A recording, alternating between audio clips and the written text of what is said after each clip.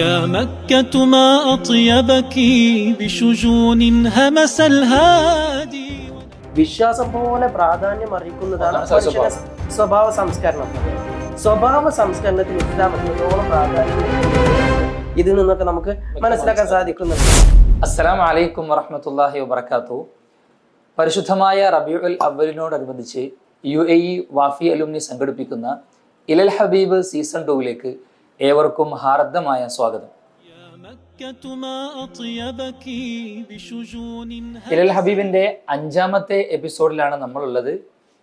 നമ്മളിതിൽ പ്രവാചകൻ സല്ലല്ലാഹു അലൈഹി വസല്ലമ തങ്ങളുടെ ഹിജ്റയുമായി ബന്ധപ്പെട്ട് ചർച്ച ചെയ്യുമ്പോൾ വളരെ പ്രാധാന്യത്തോടു കൂടി നമ്മൾ ശ്രദ്ധിക്കേണ്ട അഖബ ഉടമ്പടിയുമായി ബന്ധപ്പെട്ട ചർച്ചയാണ് ഈ ഒരു എപ്പിസോഡിൽ നമ്മൾ ഉൾപ്പെടുത്തിയിട്ടുള്ളത്. നമ്മുടെ കൂടെ പ്രിയപ്പെട്ട സുഹൃത്ത് ഹാഫിസ് സഈദ് അലി വാഫി ഉണ്ട്. നമ്മുടെ ഈ ചർച്ച ഇൻഷാ അല്ലാഹ് നമുക്ക് മുമ്പോട്ട് കൊണ്ടുപോകാം. അള്ളാഹു അനുഗ്രഹിക്കുമാറാകട്ടെ. അസ്സലാമു അലൈക്കും വറഹ്മത്തുള്ളാഹി വബറകാതുഹു. ബിസ്മില്ലാഹിർ റഹ്മാനിർ റഹീം. അൽഹംദുലില്ലാഹി റബ്ബിൽ ആലമീൻ. വസ്സലാത്തു വസ്സലാമു അലാ സയ്യിദിനാ വനബിയ്യിനാ വഹബീബിനാ മുഹമ്മദിൻ സല്ലല്ലാഹു അലൈഹി വസല്ലം വഅലാ ആലിഹി വസഹ്ബിഹി അജ്മഈൻ. അമ്മാ ബഅദ്. اللهم أخرجنا من ظلمات الوهم وأكرمنا بنور الفهم وافتح علينا بمعرفة العلم وسهل أخلاقنا بالحلم واجعلنا ممن يستمعون القول فيتبعون أحسنه. ഇന്നത്തെ ക്ലാസ് നമ്മൾ ചർച്ച ചെയ്യുന്നത് 1-ാം അഖബ ഉടമ്പടിയാണ്. നമ്മൾ ഹിജ്റയുടെ കോർ വിഷയങ്ങളിലേക്ക് പ്രവേശിക്കണം. കഴിഞ്ഞ എപ്പിസോഡിൽ നമ്മൾ ചർച്ച ചെയ്തതുപോലെ 6 ആൾക്കാർ ഹജ്ജിന് വന്നു. 6 ആൾക്കാർ ഹജ്ജിന് വന്നു. അവർക്ക് നബി സല്ലല്ലാഹു അലൈഹി വസല്ലം കാര്യങ്ങളൊക്കെ പറഞ്ഞു കൊടുത്തു. അങ്ങനെ അവരത് സ്വീകരിക്കുകയും ചെയ്തു. ഞങ്ങൾ തിരിച്ചു പോയി മദീനയിലെത്തി. ഞങ്ങൾ അവരോടൊക്കെ കാര്യങ്ങൾ പറഞ്ഞു കൊടുക്കാമെന്നൊക്കെ പറഞ്ഞു. അങ്ങനെ അവർ മദീനയിലെത്തി പ്രബോധന പ്രവർത്തനങ്ങളിൽ ഏർപ്പെട്ടു. അങ്ങനെ 1 വർഷത്തെ പ്രബോധന മുഖേന കുറെ ആളുകൾ ഇസ്ലാമിലേക്ക് കടന്നു വന്നു. അങ്ങനെ 2ാമത്തെ വർഷം, അടുത്ത വർഷം അവർ വരുന്നത് 12 ആളുകളായിട്ടാണ്. ഒന്നാമത്തെ വർഷം വന്നത് 6 പേരാണ്. പിന്നെ 2ാമത്തെ വർഷം അഥവാ 1-ാം അഖബ ഉടമ്പടിയിൽ അവർ വരുന്നത് 12 ആളാണ്. ഈ 12 ആള് വന്നു എന്ന് പറഞ്ഞതിനർത്ഥം മദീനയിൽ ഈ 6 ആള് പോയിട്ട് 12 ആളെ ഇസ്ലാമിൽ കടന്നു വന്നു. കാരണം അതിലേറെ ഉണ്ടാവാം. പക്ഷെ ഹജ്ജിന് വരിക എന്ന് പറഞ്ഞാൽ ഈ അന്നത്തെ കാലഘട്ടത്തിൽ എന്താണ്, പല ഘടകങ്ങൾ കൊണ്ട് സാഹചര്യം ഒക്കുന്നവരെ ഹജ്ജിന് വരുന്ന എല്ലാവരും വരുന്ന മുസ്ലിങ്ങൾ എല്ലാവരും ഹജ്ജിന് വന്നോണമെന്നില്ല. വന്നത് 12 ആണ് എന്ന് കരുതി അവർ 12 ആളെ വന്നിട്ടുള്ളൂ എന്ന് നമ്മൾ അങ്ങനെ തെറ്റിദ്ധരിക്കരുത്. അതിലേറെ ഉണ്ടാവാം. മാത്രവുമല്ല, ആദ്യം അവര് 6 ആളാണല്ലോ വന്നത്. ആ 6 ആളില് 5 ആളും ഈ 12 അംഗ സംഘത്തിലുണ്ട്. പക്ഷെ ഒരാൾ വന്നിട്ടില്ല, ജാബിർ ബിൻ അബ്ദില്ല. ചില സാഹചര്യങ്ങൾ കൊണ്ട് ആ വർഷം അവർക്ക് വരാൻ പറ്റിയിട്ടില്ല. ബാക്കി 5 ആള് വന്നിട്ട് 5 ആള് പ്ലസ് 7 ആള്, അങ്ങനെയാണ് 12 ആള് ഉണ്ടാവുന്നത്. ഈ 12 ആള് 10 ആള് ഹസ്രജ്.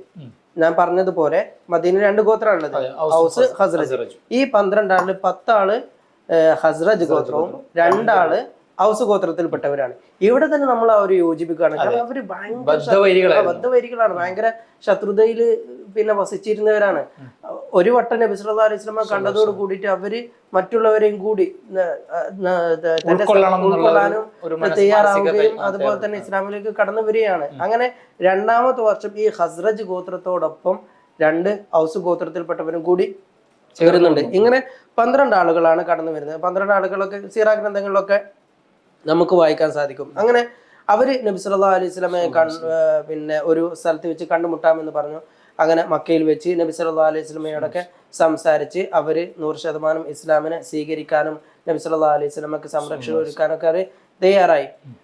അങ്ങനെ അവരായിട്ട് നബി സല്ലല്ലാഹു അലൈഹി വസല്ലം ഒരു ഉടമ്പടി വെക്കുന്നുണ്ട്. ആ ഉടമ്പടിയെ ചരിത്രത്തിൽ അറിയപ്പെടുന്നത് ബൈഅത്തുൻ നിസാ എന്നാണ്. ബൈഅത്തുൻ നിസാ എന്ന് പറഞ്ഞാൽ അവർക്ക് ഇസ്ലാമിന്റെ ഫണ്ടമെന്റൽ ആയിട്ടുള്ള കാര്യങ്ങൾ മാത്രമാണ് അവിടെ ഉടമ്പടി വെക്കുന്നത്, ബൈഅത്ത് ചെയ്യുന്നത്. ഇതിൽ വരുന്ന കണ്ടീഷൻസ് അതല്ലാതെ പിന്നെ ഒരു പ്രശ്നം ഉണ്ടാവുകയാണെങ്കിൽ യുദ്ധം ചെയ്യേണ്ടി വരുമെന്നോ അല്ലെങ്കിൽ ഡിഫൻസ് ആവേണ്ടി വരും, ഡിഫൻസോ രാഷ്ട്രീയപരമായ ഒരു വിഷയമില്ല. ഇസ്ലാമിന്റെ ബേസിക് കാര്യങ്ങൾ അവർക്ക് പറഞ്ഞു കൊടുത്തു. അത് നിങ്ങൾ ജീവിതത്തിൽ പാലിക്കണമെന്ന് അവരോട് പറയും ചെയ്തു. ഇത്ര മാത്രമേ അവിടെ ഉള്ളൂ. അതുകൊണ്ടാണ് ഇതിനെ ബൈഅത്തുൻ നിസാ എന്ന് പറയുന്നത്. കാരണം എന്താ വെച്ചാൽ നബി സല്ലല്ലാഹു അലൈഹി വസല്ലമ സ്ത്രീകൾ ഇസ്ലാമിലേക്ക് കടന്നു വരികയാണെന്നുണ്ടെങ്കിൽ അവരോട് നബി സല്ലല്ലാഹു അലൈഹി വസല്ലമ ഈ ബൈഅത്തുൻ നിസാ എന്ന് ചെയ്തിരുന്നത്. അതുകൊണ്ടാണ് ഇതിന് ബൈഅത്തുൻ നിസാ എന്ന ചരിത്രത്തിൽ അറിയപ്പെടുന്നത്. ഇതിലെ കണ്ടീഷൻസ് എന്തൊക്കെയാണെന്നുള്ളത് പിന്നെ സൂറത്ത് മുംതഹിനയുടെ അവസാന ഭാഗത്ത് പറയുന്നുണ്ട്, യാ അയ്യുഹൻ നബി ഇദാ ജാഅകൽ മുഅ്മിനാതു യുബായിഅനക അലാ അല്ലാ യുശ്രിക്ന ബില്ലാഹി ശൈഅൻ വലാ യസ്രിഖ്ന വലാ യസ്നീന വലാ യഖ്തുൽന ഔലാദഹുന്ന വലാ യഅതീന ബിബുഹ്താനി യഫ്തരീനഹു ബൈന അയ്ദീഹിന്ന വഅർജുലിഹിന്ന വലാ യഅസീനക ഫീ മഅറൂഫിൻ ഫബായിഉഹുന്ന വസ്തഗ്ഫിർ ലഹുന്ന ഇന്നല്ലാഹു ഗഫൂറുർ റഹീം. ഇതിലെ ഒന്നാമത്തെ കണ്ടീഷന് അല അല്ലാ യുശ്രിക്ന ബില്ലാഹി ശൈഅ, ഷിർക്ക് പാടില്ല. അതാണ് ഇസ്ലാമിന്റെ ഏറ്റവും ഫണ്ടമെന്റൽ ആയിട്ടുള്ള കാര്യം. ഒരാള് മുസ്ലിം ഷിർക്കില്ലെങ്കിൽ എന്തായി 100% മുസ്ലിമായി. അള്ളാഹു തന്നെ ഖുർആൻ പല സ്ഥലത്ത് പറയുന്നുണ്ട്, 2 സ്ഥലത്ത് പറയുന്നുണ്ട്, അള്ളാഹു ഷിർക്ക് ഒരിക്കലും പുറത്തു കൊടുക്കില്ല, ബാക്കി എന്താണെങ്കിലും അള്ളാഹു പുറത്തു കൊടുക്കും. അപ്പോൾ ഷിർക്കാണ് ഇസ്ലാമിനെ സംബന്ധിച്ചിടത്തോളം ഏറ്റവും ഒഴിവാക്കപ്പെടേണ്ട, ഒരിക്കലും ആക്സെപ്റ്റബിൾ അല്ലാത്ത കാര്യം. അതൊരിക്കലും നിങ്ങളുടെ പക്കൽ നിന്ന് ഉണ്ടാവരുത് എന്ന് പറഞ്ഞു. ലാ ഇലാഹ ഇല്ലല്ലാഹ്, അള്ളാഹു ഏകനാണ്, അള്ളാഹുവിനെ മാത്രമേ ആരാധിക്കാവൂ എന്ന കാര്യങ്ങളൊക്കെ അവർക്ക് പറഞ്ഞു കൊടുത്തു. ഇദാ ജാഅകൽ മുഅ്മിനാതു യുബായിഅനക അലാ അല്ലാ യുശ്രിക്ന ബില്ലാഹ്. മറ്റുള്ള കാര്യങ്ങളൊക്കെ അവന്റെ സ്വഭാവ വിശേഷങ്ങളുമായി ബന്ധപ്പെട്ടിട്ടാണ്, സൽസ്വഭാവവുമായി ബന്ധപ്പെട്ടിട്ടാണ്. വലാ യസ്രിഖ്ന, മോഷ്ടിക്കരുത്, വലാ യസ്നീന, വ്യഭിചരിക്കരുത്, വലാ യഖ്തുൽന ഔലാദഹുന്ന, മക്കളെ വധിക്കരുത്. അതൊക്കെ ആ കാലഘട്ടത്തിൽ വളരെ മ്ലേച്ഛമായ സംസ്കാരമായിരുന്നു. വിശപ്പിന്റെ കാരണങ്ങൾ കൊണ്ടോ അല്ലെങ്കിൽ ഖുറാനിൽ പറയുന്നുണ്ട്, നിങ്ങൾ ദാരിദ്ര്യം ഭയന്ന് മക്കളെ വധിക്കരുത് എന്ന് പറയുന്നുണ്ട്. പിന്നെ അതേപോലെ തന്നെ ചെറിയ സ്ത്രീകളായ കുഞ്ഞുങ്ങളാണെങ്കിൽ അവരെയും വധിക്കുന്ന സാഹചര്യം,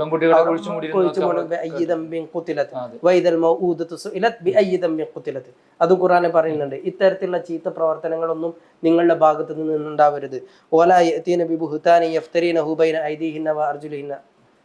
അഥവാ ജാരസന്തതികളെ ഭർത്താക്കന്മാരിലേക്ക് ചേർത്ത് പറയരുത്. അത് ഒരു മ്ലേച്ഛമായിട്ടുള്ള കാര്യമാണല്ലോ.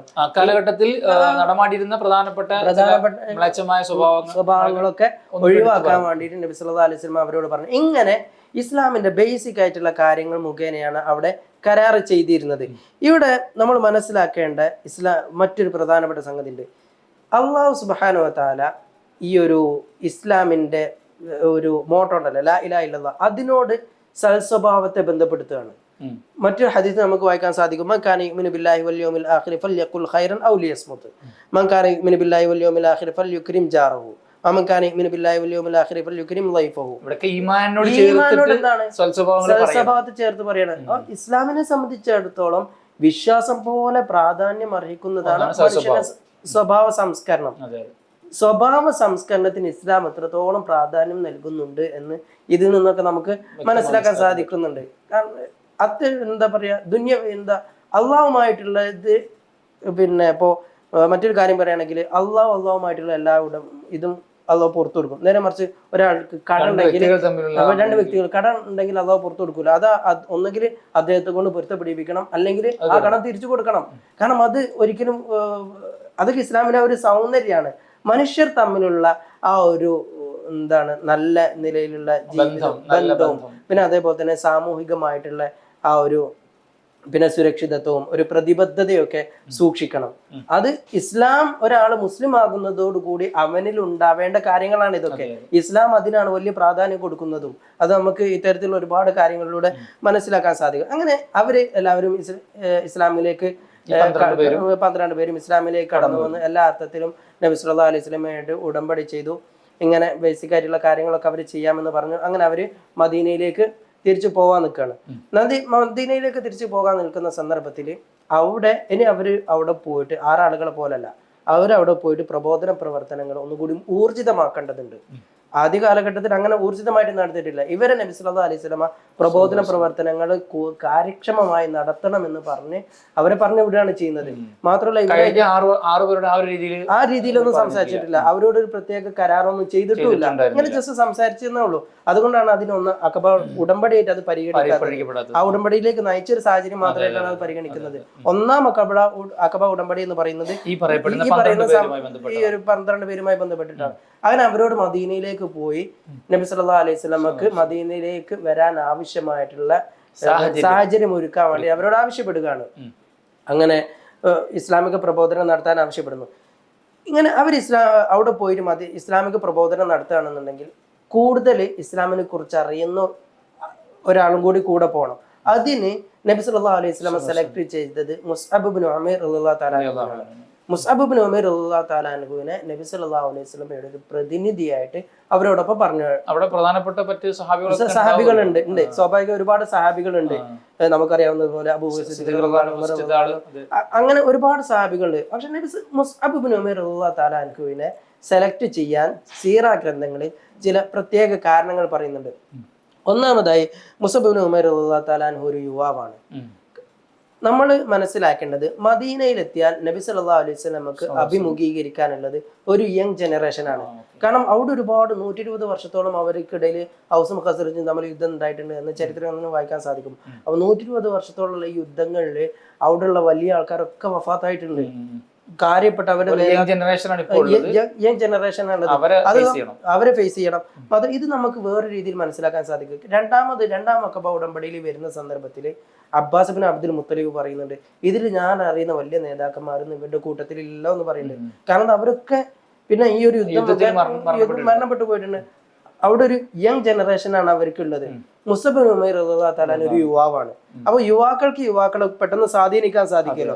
ഇതുകൊണ്ട് ഇതൊരു കാരണമാണ് മുസ്അബ് ഇബ്നു ഉമൈർ റളിയല്ലാഹു തആലനെ സെലക്ട് ചെയ്യാൻ. അതെ, ഒരു പ്രായം, ഒരു യങ് ജനറേഷനെ അഭിമുഖീകരിക്കാൻ ഏറ്റവും നല്ലത് ഒരു യുവാവ് തന്നെയാണ് എന്നുള്ളൊരു സ്വാഭാവികമായിട്ടുള്ള ഒരു കാര്യം ഉണ്ടല്ലോ. അത് നബി സല്ലല്ലാഹു അലൈഹി വസല്ലമ ഇവിടെ പരിഗണിച്ചു എന്നുള്ളതാണ് മുസ്അബ് ഇബ്നു ഉമൈർ റളിയല്ലാഹു തആലനെ തെരഞ്ഞെടുക്കാൻ. രണ്ടാമതായിട്ട് അദ്ദേഹം വലിയ പണ്ഡിതനായിരുന്നു. അദ്ദേഹത്തെ മുഖ്രി, മദീനക്കാർക്ക് ഖുർആനൊക്കെ പഠിപ്പിച്ചു കൊടുത്ത വ്യക്തി അങ്ങനെയാണ് ചരിത്രത്തിൽ അറിയപ്പെടുന്നത്. അദ്ദേഹം ഖുർആൻ ഇറങ്ങുന്ന സന്ദർഭത്തിൽ തന്നെ അതിന്റെ മുഴുവൻ കാര്യങ്ങളൊക്കെ പഠിച്ച് എല്ലാ കാര്യങ്ങളും കൃത്യമായിട്ട് അറിയുന്ന ആ കാലഘട്ടത്തിൽ മഹാപണ്ഡിതനായിരുന്നു. ഈ നമുക്കറിയാവുന്നത് പോലെ മദീനയിൽ നിന്ന് മക്കയിലേക്ക് ഏകദേശം 400 കിലോമീറ്ററോളം ദൂരമുണ്ട്. ഇത്രയും ദൂരം അവർക്ക് എന്തെങ്കിലും സംശയം ഉണ്ടെങ്കിൽ അത് ചോദിക്കാൻ വരിക എന്ന് പറഞ്ഞത് പോസിബിൾ അല്ല. അപ്പോൾ സ്വാഭാവികമായി അവരുടെ ചോദ്യങ്ങൾക്കും സംശയങ്ങൾക്കും ഉത്തരം നൽകാൻ ഉതകുന്ന ഒരു വ്യക്തി തന്നെ അവരുടെ കൂടെ പോകണം. അതുകൊണ്ടാണ് അതും കൂടി മുസ്അബ് ഇബ്നു ഉമൈർ റളിയല്ലാഹു തആല അൻഹുവിനെ സെലക്ട് ചെയ്യാൻ ഒരു കാരണമായിട്ടുണ്ട്.